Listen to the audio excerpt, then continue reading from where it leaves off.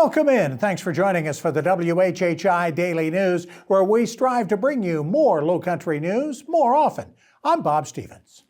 The hundreds of attendees to an open house at the Hilton Head Rec Center found out that the bridge project to get 3 lanes of traffic onto Hilton Head Island eastbound is not going to be finished in some of their lifetimes. Nearly 20 staffers from the State Department of Transportation put on a video show for the attendees to explain how the 3-lane eastbound bridge is likely to look between the Bluffton Parkway flyover and Windmill Harbor, where the project will have to be picked up then by the town of Hilton Head.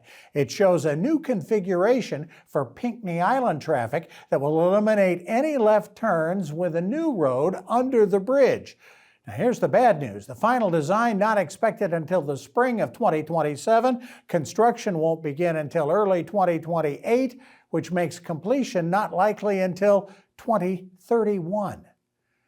Tuesday's an election day in Bluffton, Port Royal, and Yemassee. Not that a lot of people are noticing. The Island Packet reports that fewer than 1% of voters in those 3 towns voted early. That's fewer than 200 out of 31,000 eligible voters.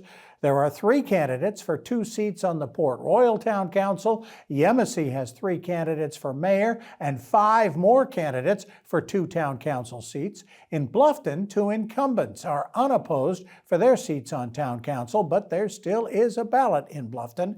Polls are open between 7 a.m. and 7 p.m. Tuesday. You can find out more about the candidates or voting locations at scvotes.gov or at beaufortcountysc.gov/vote.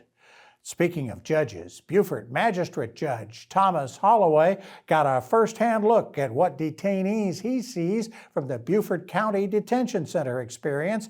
He spent nearly 6 hours behind bars after an arrest for suspicion of DUI late last week. The 61-year-old Holloway was involved in a wreck on the Sea Island Parkway where another car turned into his. Both drivers were treated for minor injuries, Holloway suffering a broken nose and possibly a concussion. He refused a breathalyzer test at the scene and was charged with 1 count of having a blood alcohol content under 0.10.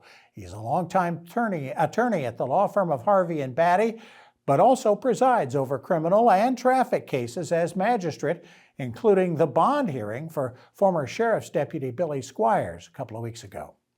And a day after issuing a statement talking about the struggles of TSA officers and other federal employees working without pay during the government shutdown, Charleston Airport Police and the TSA report that Congresswoman Nancy Mace faces accusations of berating police and TSA agents while trying to pass through security at the Charleston airport.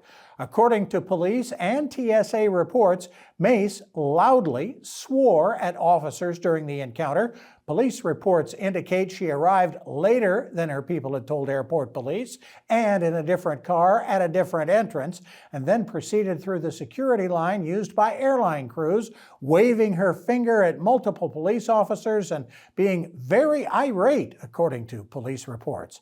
Mace later described the incident as false and a silly rumor. So let's end on a much better note. The Concours d'Elegance, pretty good weather over the weekend on Hilton Head Island. Fabulous classic cars, the best in show at the Concours, a 1932 Roar Streamliner sedan from Michigan, and a 1926 Bentley 3-liter, 100-mile-per-hour Super Sport Skiff boat tail from Naples, Florida. Fantastic looking cars. For more details on these stories and other Lowcountry news, we invite you to visit the sources listed on your screen. Still plenty to come on the WHHI Daily News. We're going to talk more about the bridge connecting the mainland with Hilton Head Island with a member of the Department of Transportation staff. We're also going to talk high school football. Big last weekend, big weekend to come. All of that coming up when the WHHI Daily News continues.